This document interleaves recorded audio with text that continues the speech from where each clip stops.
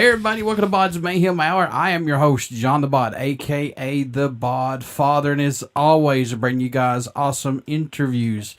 And today it is an honor and privilege to have Duncan Coutts. He is the bassist of Our Lady Peace.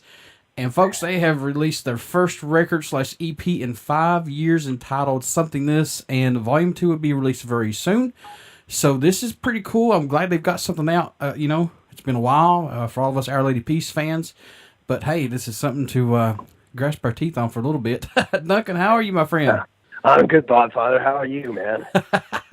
Doing good. I hate that you're losing your voice, dude. That's crazy. Well, I think it's a little bit better than it was last night. So last night, trying to sing background vocals I think we were in Des Moines, man, that was just a trip. I had the falsetto, but anything mid-range, I sounded like a pure adolescent, which was completely hilarious for the guys on the crew out front. But tonight, Steve is still on stage sound checking that. It's a little better today, so I am on the mend.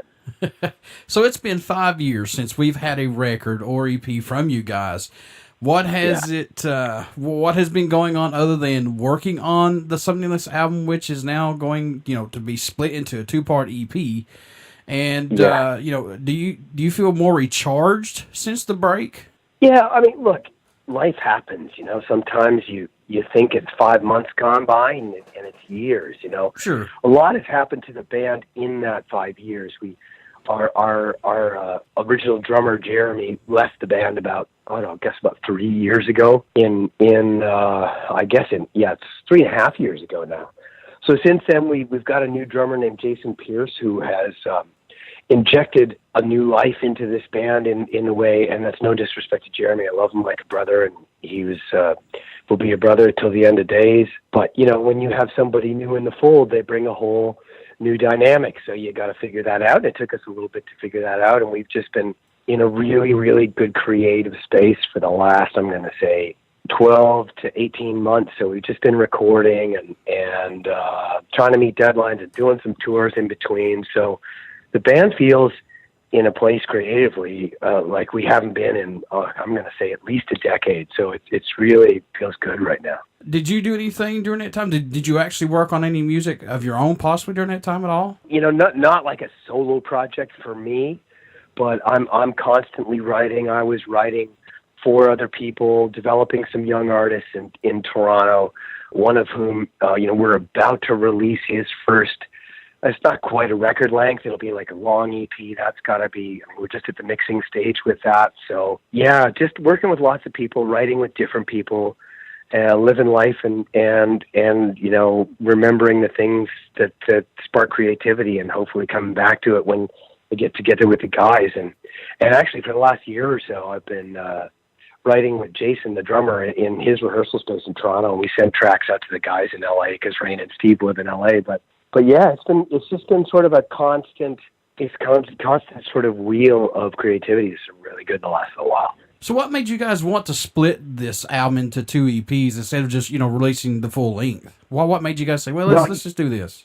I could tell you that there was some grand concept behind it that tied in with the lyrical differences between Volume 1 and Volume 2, but that'd be a load of crap because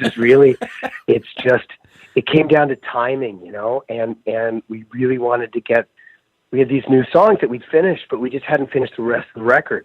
And we were going out to tour with Guns N' Roses in Canada, and we really wanted to get some new music out. So the way that the streaming services work, you could release an EP and then release a second one under the same title, and then it would amalgamate into one album. So that was really the machination behind it, but it was...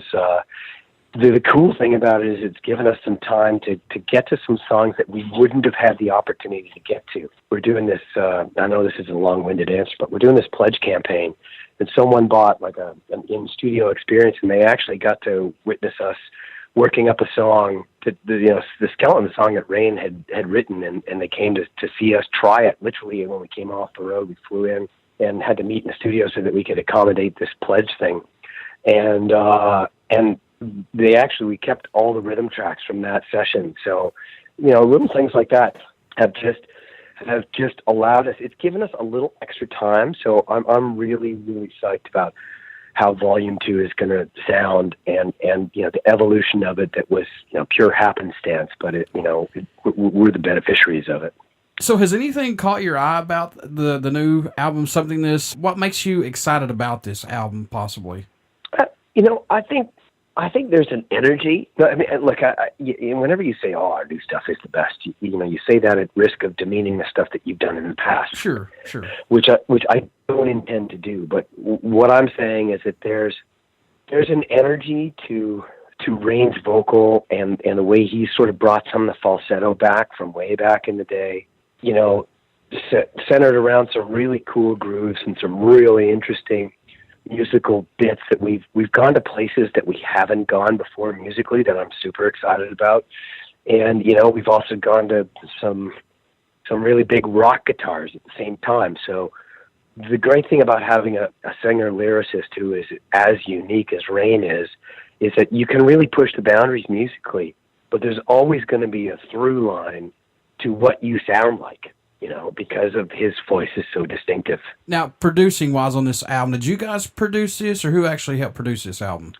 This is the same guy that helped us do the 2012 record, Curve. Okay. He's an old friend of Rain's. His name is Jason Lader, and he's a fantastic producer. He's worked with, the Strokes. Oh my God, there's just too many to name. I think, he's Rick Rubin's sort of number one right-hand man engineer. Nice. So he's worked on all the Frank Ocean stuff and Chili's and all kinds of stuff. He's just one of the most musical cats I've ever met in my life. And he's just been a really good guiding influence during this process. Yeah, and since you guys worked with him before, that's pretty good to have a familiar face in there who kind of knows what you guys like. Does he push you guys pretty hard, or does he just let you go and then step in? No, it depends. If the song needs it, he pushes us. And if the song doesn't need us, if he doesn't need it, then he just encourages us. And I think that's a rare trait for a producer to have, because, it really is just trying to get what's the best for the song and knowing when to insert your influence and when not to. And he's really good at that. Any songs off the album that stand out more to you than any on as of right now? Possibly, if you could pick any, maybe? Oh, I don't know, man. I like them all. I mean, I love playing Drop Me in the Water. That our first single, it feels like to me, the way when we first started playing Clumsy before it really came out, people really keyed in on the song Clumsy. And in a small circumstance, it's feeling a little bit like that with that song. I love playing the song Nice to Meet You, but I love all of them. And there's a couple songs off this next batch that I think are going to be as good or better. I want to touch base on this a little bit because you guys are working on a vlog miniseries, I guess, with Matthew Centaro from YouTube. How did that come about? That was a Rain connection. He knew him somehow from out in L.A. Yeah. And we wanted to not do like a typical rock video for the first EP. So we thought, I forget who came up with the idea of have the songs tell a story in the same setting, just with different characters. And I thought it was a really interesting concept. So, we had Matthew set up as the taxi driver, right? And he just has different people in his rides, and each ride corresponds to a different song off Volume 1. And, sort of allude loosely to the lyrical content of each song. So it came through Rain. I'm not sure how it came about. I'm just glad he was excited to do it. Coming back together to work on this album, have you seen a musical growth between everybody and plus the new guy for the drummer, and or it has been just a personal growth for all you guys? Yeah, totally. I mean, look, hopefully songs come from the heart, come from your soul. Right. That's the good ones, the ones that you want to play forever. You know what I mean? And we get older, we live life, we live different experiences, and hopefully you just remember to draw on those experiences, whether you're crafting a lyric or crafting a bass line, and really not, being afraid to get into the emotion of what you're doing. And I think we're at a really comfortable spot in the band with who we are as individuals. And I think when you're in a comfortable spot with that, you can really, insert your influence there, and you can push boundaries. And then at the end of the day, we have a collective, we have a democracy, so that So people will say, I'm not feeling that. And, egos aren't so big that you can't get over that. Because we have fights, but we have fights about the stuff which is worth fighting about, which is the content of the songs or the content of what we're creating, whether it be a video or an ad mat or a tour or a t-shirt, whatever it is. If you have conflict over personal issues, then that's not worth being in a band together. But if you're fighting about what you're creating, then that's totally worth it and valid, and probably makes whatever it is better at the end of the day. Yeah, you're right, man. And plus, if you're fighting about the music, that's what it's about, and you will do that. You're brothers. It happens, and that right. I think that creates more beautiful music. Yeah. Well, there's passion, right? Yeah. Oh yeah. And I think that if you are just going, yeah, this is okay. All right, that's okay. That's great. Okay, I can do that. That's kind of passionless, and that's not going to make for lasting music, no matter who you are. Exactly, I agree. So, do you guys do anything different during your writing and recording process to help keep your minds open and not let your music get stale, possibly?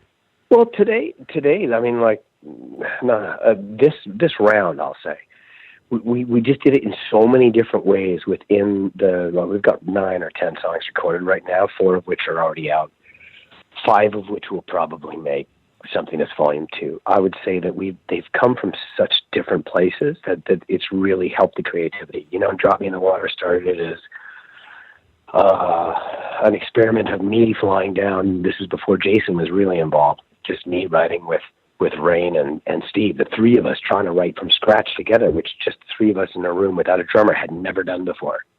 So that was a really interesting experience. We wrote 4 or 5 ideas, of which Drop Me in the Water was born from. So when Jason came in, he helped us realize it more fully, but we'd never started a song like that. So that was different. We went to Jackson Brown's private studio to record, and it was such like a clubhouse feel, but yet the gear was so bloody amazing that we'd never sounded like a record off the floor before, like live off the floor. Right. And so that was a totally different experience. And some of the things, like a song like Hiding Place for Hearts and another song on this next batch came from Jason and me writing together in a dungy rehearsal space in Toronto. Obviously the songs changed quite a bit when Rain and Steve and Jason later got their hands on it, but that came from a totally different perspective.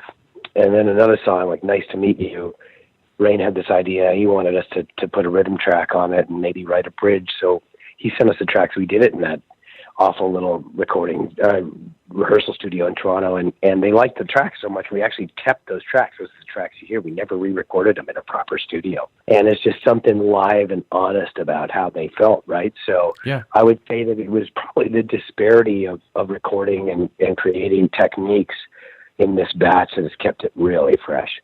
What do you hope the fans take away from this new EP or just Our Lady Peace's music in general when they start to listen to it?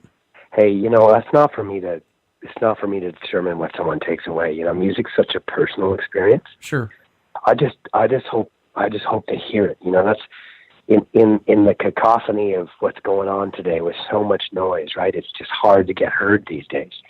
So, you having me on your show is great because it's just get the word out, and then let people determine whether they like it or not. I can honestly say, no matter what people will say about this, I can sit there at the end of the day and go to bed happy and just think, man, we've recorded something that's really, really cool and we're super proud of. And, I think if people come and see us live, they'll key into that because this band is firing on all cylinders, not to use a bad cliche, but I did right now. So it's feeling really, really good.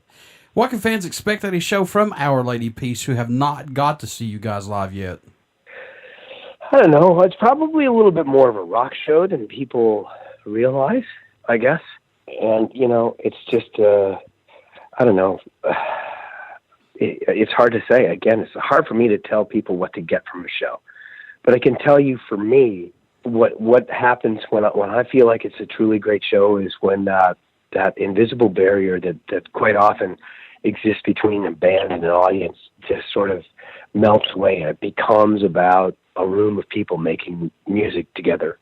And that's, largely due to, audience participation, if you will, for lack of a better term. Mm-hmm. People are singing along and I no longer feel like it's our music. I feel like I'm just a conduit that it's coming through, and I feel very privileged to be that conduit. And it's just, when you make it about a room of people making music together, those are awesome shows. All right, Duncan, here's $1 million question, my friend. We're living in the digital era of recording albums and social media. Do you like this, man, that we're in right now, to get stuff out quicker and social media to help out bands more? I think it's a huge help. I think it is hard to get heard through all the noise, but I think it's a huge help. Not only from reaching fans and making people aware, but also, the fact that, like I told you, like we were able to make part of this record half in LA and half in Toronto, like on the same song, because of the digital age. It has dropped the barriers to creativity, which I really like. And funnily enough, that song "Nice to Meet You," man, the first time we ever played the song together ever was on stage the other night, sound checking in that night, because we had literally never played it together because we recorded it in 2 different spots. That's pretty awesome. That's really awesome, actually. Yeah. So support-wise, is there a country or a location that stands out more to you or surprises you? You even guys get support from that area?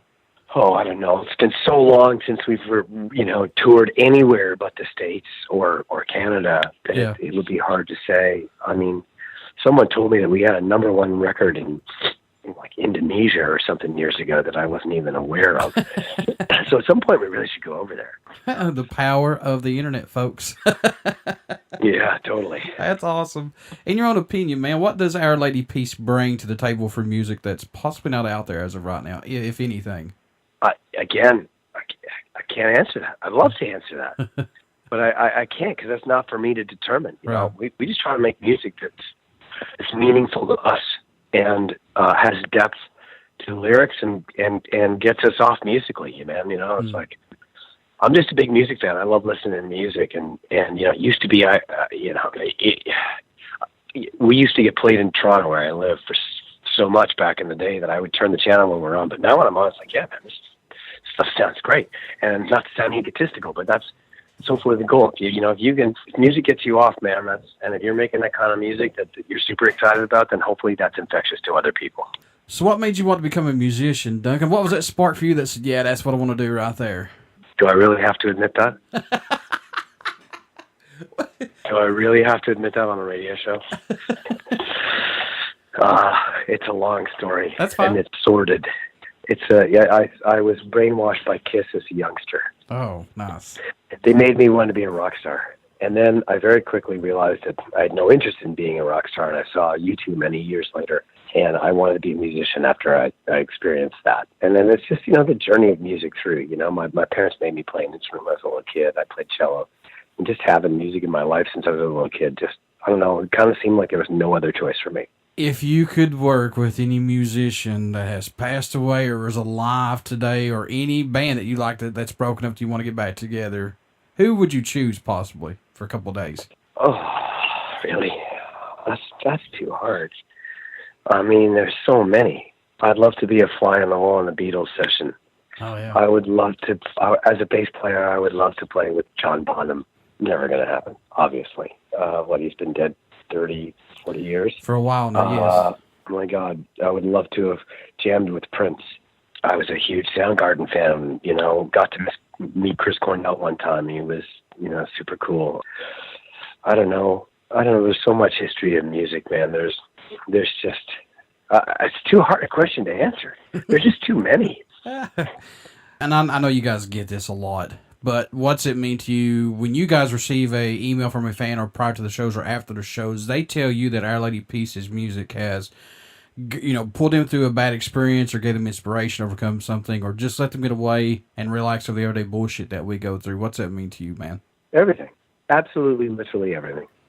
I mean, because I know I gave you the short answer on how I started, but literally, it was many years ago, and I saw U2 play, and they had this song called 40, where they used to end every show with 40, right? And the crowd would sing with the band, and then individually, member by member, they would leave the stadium, right? Mm-hmm. And so it ended up 60,000 of us leaving the stadium in Toronto, singing this song, the refrain to 40, and I was hearing it filter out into the night, right?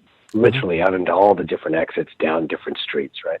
And I literally, at that moment, the watershed moment of my life to be a musician, said if I could write a song either on my own or with a band that affects 10 people the way that this song has affected 60,000 people. That's what I want to do with my life.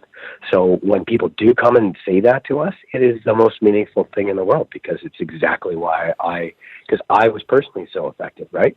Mm-hmm. And it's just be able to not pull out of a pool of music and be able to give something back that people find meaningful and have given them either hope or just a good time or whatever it is, however they use the music in their own personal life, is the most meaningful thing anyone can say. Folks, Somethingness Volume 1 is out now. Get out and pick this album up. Duncan, how can folks stay in touch with you guys? Buy some merchandise, tour dates. How can they do that? Yeah, look, I mean, they can go old school to our website. I can't believe I'm saying that that's old school. But, you know, and they can find us on Facebook. You will not find me personally on Facebook. I have not fallen down that rabbit hole. You can find us on Twitter, Instagram. But, yeah, all the dates, all of that stuff. We have VIP experiences. We have link to merch. We have link to tickets all through OurLadyPeace.com or Facebook, / Our Lady Peace. I would just like to say, as a fan, today makes 18 years that my father has passed away. And I know, how many years? 18 years. Oh, my God. I'm sorry to hear that. Thank you. I appreciate that. But you guys have had a huge influence on me, and I'm going to break it down for just a little bit if you don't care. Yeah. Yep. I know when songs are written, everyone can take them in their own way. And my dad passed, and I heard 4 a.m., at a time when I actually needed music more in my life than I never imagined. When I heard 4 a.m., it floored me. It made me drop to my knees, and I just let everything out that I had held in for like 6-7 years. I owe it to you guys, Metallica, the Misfits, for bringing me out of my dark hole, because I was going down a bad path, and I don't know if I would have been here if it hadn't been for you guys and that song and my granny and my mom. So you guys have a huge, huge impact on me, man. Thank you, John. I mean, look, and that's the beauty of music, right, man? We all have songs that have done that for us, and thank you for saying that. Yeah. So I just wanted you guys to personally know that. I just thought it was maybe it was just a twist of fate, like having you guys on here today, and I thought, well, that's freaking amazing. That's awesome. So really, the anniversary is today. It's today, yes, sir. Oh my God. Yep. Hey man, like my mom gave me a piano when they moved, right when my parents downsized. Yeah. And I wrote something on that piano that ended up becoming a song called Paperman that we play every night, pretty much, on a record called Burn Burn. And she didn't live long enough to hear what that song became, but she heard the little nebulous of it, and it's just things like that, like those moments that you take with you, Yeah. And I mean, I love your guys' music, but anytime I get down or whatever, I go back to 4 a.m. It just really just therapy, man. And that's just what it is, honestly. Well, that's one of those songs that comes from the heart. Rain wrote that. We were recording Clumsy, and he came in and he was worried about it being too soft. He came in one morning and he goes, guys, this song happened to me last night. And by saying happened, it meant like literally in the time it took him to play it, it was seriously about the time it took him to write it. And as he said, he just felt like a conduit for that song coming through. That's a special song. So you let him, and you guys know I'd give you a big hug if I was there right now, but thank you all so much. All right. Thanks, John. I appreciate it. Hey, man, before I let you go, would you care to do a promo for the show? Yeah. Hey, this is Duncan from Our Lady Peace, and you're listening to BODS Mayhem Hour. Everybody stick around. We got some great, great music coming up, and you only hear these interviews right here on BODS Mayhem Hour and Uber City Radio. Thank you so much, Duncan. Hey, thank you so much. All right, man. Have a great day, okay? You too. All right, see you, John. Bye.